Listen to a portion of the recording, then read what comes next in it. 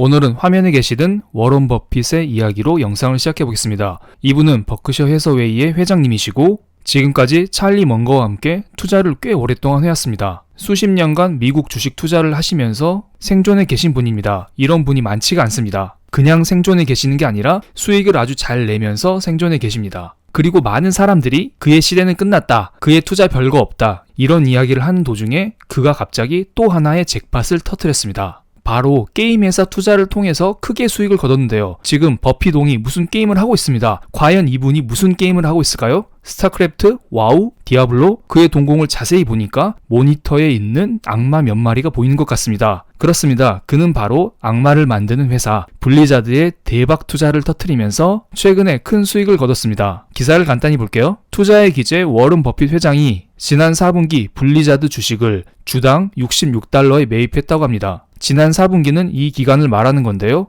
66달러면 평단가가 이 정도 됩니다. 66달러 자리에서 이렇게 올라갔으니까 그야말로 대박 투자를 한 셈입니다. 코로나 경제 위기 이후 몇 번의 헛발질을 하긴 했지만 이번 블리자드 투자를 통해서 여전히 건재함을 과시했습니다. 그리고 버핏옹의 버크셔 해서웨이는 주기적으로 주주총회를 열곤 합니다. 작년 주주총회에서는 버핏옹이 이런 말을 했습니다. Never bet against America. 절대 미국과 반대로 투자하지 말라고 따끔한 충고를 날렸습니다. 그런데 이런 분이 올해 주주총회에서는 조금 이상한 말을 했습니다. 버크셔 해서웨이의 대박 실적 공시를 하면서 추가적으로 이런 말을 남겼는데요. 투자할 곳이 마땅치 않다라면서 아쉬움을 드러냈습니다. 도대체 왜 지금 투자할 곳이 마땅히 없다는 것일까요? 2008년 서프라임 경제위기 이후 미국 나스닥 지수는 바닥 대비 10배 이상 올라왔고 코로나 경제위기 이후 미국의 나스닥 지수는 2배 이상 상승을 해왔습니다. 지금까지 미국 주식이 너무 많이 올랐기 때문에 버핏은 우리가 흥분할 만한 투자처가 거의 없었다, 이런 설명을 했다고 합니다. 그리고 그는 직접적으로 말하면 강세장은 부풀려진 황소를 낳는다면서 지금의 저금리는 모든 투자 가격을 상승시켰다라고 덧붙였습니다. 그렇습니다. 지금까지 연준의 제로 금리를 기반으로 해서 부동산, 주식, 코인, 여러 가지 투자 자산들이 급등을 해왔습니다. 하지만 지금 연준은 출구 전략을 꾀하고 있습니다. 연준은 금리를 올린다고 난리죠. 그래서 3월 달에 금리를 0.5% 올린다, 올해 안에 금리를 7번 올린다, 이런 말들이 많았습니다. 그런데 이 와중에 시장에 이 사람이 등장했습니다. 바로 러시아 대통령 푸틴입니다. 이분이 갑자기 우크라이나를 공격하면서 글로벌 경기 둔화를 불러왔습니다. 그래서 며칠 전에는 다음과 같은 기사도 나왔습니다. 푸틴이 미 연준의 금리 인상 발목을 잡아 러시아가 우크라이나를 침공하면서 지금 여러 에너지 가격들이 오르고 있습니다. 그래서 과거 에너지 위기는 대부분 스태그플레이션으로 연결이 됐다고 하죠. 그래서 이러한 스태그플레이션을 피하기 위해서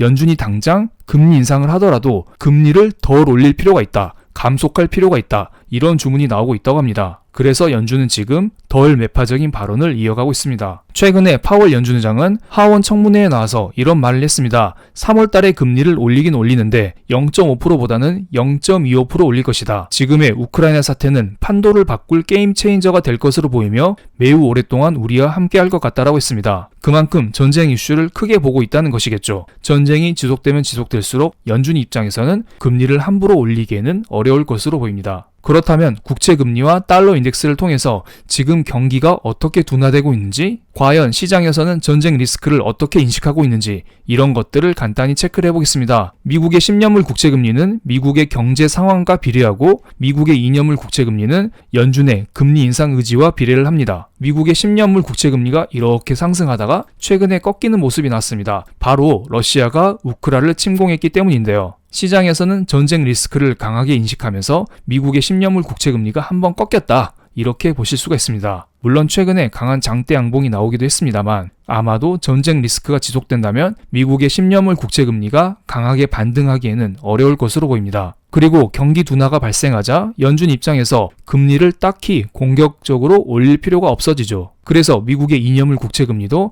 최근에 1.6%까지 이렇게 올랐다가 점점 고점이 꺾이는 것을 알 수가 있습니다. 연준의 금리 인상 확률을 나타내는 페드 워치를 잘 보시면은 이번 3월달 연준회의에서 0.5% 금리 인상 확률이 0%로 확 줄었습니다. 조금 이상하지 않나요? 과거에는 0.5% 금리를 올릴 확률이 엄청 높았었는데 이게 다 사라진 것입니다. 그리고 대부분 사람들은 연준이 3월 달에 금리를 한 번 올린다, 한 번 올릴 가능성이 99.8%다. 여기에 베팅을 하고 있습니다. 그리고 더 충격적인 것은 연준이 금리를 올리지 못할 것이다. 금리를 동결할 것이다. 여기에 베팅한 사람들도 0.2%나 된다고 합니다. 만약에 전쟁이 더 커지게 된다면 이 두 개의 수치가 바뀔 수도 있을 거라 봅니다. 물론 현재 연준의 의지를 봤을 때 한 번 정도는 금리를 올릴 것으로 보입니다. 그리고 이번에는 2014년부터 현재까지의 달러 인덱스 차트를 보겠습니다. 일반적으로 달러 인덱스는 미국 경제가 좋으면 오르기도 하고요. 그리고 글로벌 악재가 발생하면은 안전자산의 수요 증가로 인해서 달러 인덱스가 상승하곤 합니다. 2014년 15년 때 달러 인덱스가 이렇게 올랐었죠. 이때는 미국 경제가 매우 좋았기 때문에 금리 인상 가능성에 대비해서 달러 인덱스가 이렇게 올랐던 것입니다. 그리고 2017년도에는 달러 인덱스가 이렇게 떨어졌습니다. 여러분 앨런 연준 의장 아시죠? 지금은 재무장관이지만 2017년도 이때 당시에는 앨런 연준 의장이었습니다. 이때 당시 앨런 연준 의장이 금리 인상 전망치를 낮춰 잡음으로써 상대적으로 덜 매파적인 연준이 나오면서 달러 인덱스가 떨어졌던 것입니다. 그리고 2018년 19년도에는 달러 인덱스가 이렇게 다시 올라왔습니다. 이때는 트럼프와 시진핑의 미중 무역 전쟁 때문에 안전자산에 대한 수요 증가로 인해서 달러 인덱스가 이렇게 상승했던 것으로 보이고요. 지금 상황을 보면은 2018, 19년도 미중 무역 전쟁과 매우 흡사한 흐름입니다. 러시아, 우크라 전쟁이 일어나고 있기 때문에 글로벌 경기 둔화를 우려해서 지금 달러 인덱스가 상승하고 있는 것으로 보입니다. 과거에 미중 무역 전쟁이 2년 이상 지속되면서 달러가 꾸준히 올라왔듯이 지금 러시아, 우크라 전쟁이 계속 지속되면은 지금의 달러 인덱스 역시 꾸준히 올라갈 것으로 보입니다. 하지만 반대로 전쟁이 쉽게 끝나버리면 지금의 달러 상승 역시 움츠러들 수밖에 없을 거라 보고요. 만약에 전쟁이 생각보다 빨리 끝난다면은 달러 인덱스는 급격하게 떨어질 수가 있습니다. 이렇게 되면은 한국의 코스피 지수는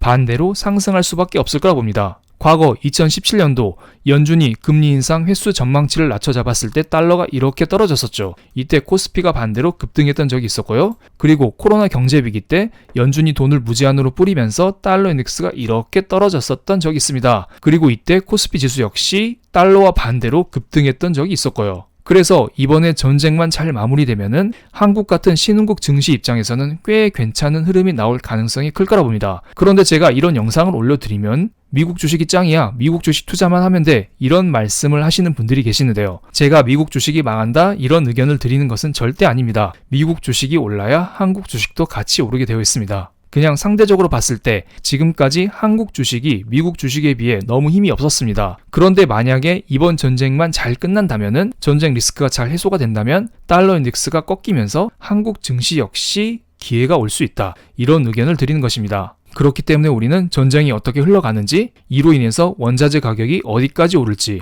이것을 지속적으로 모니터링할 필요가 있습니다. 혹시나 국제 유가가 끝없이 올라간다면 기름 한 방울 나지 않는 한국 경제 입장에서는 큰 타격을 받을 수 있기 때문입니다. 그럼 오늘 영상 여기서 마치겠습니다. 감사합니다.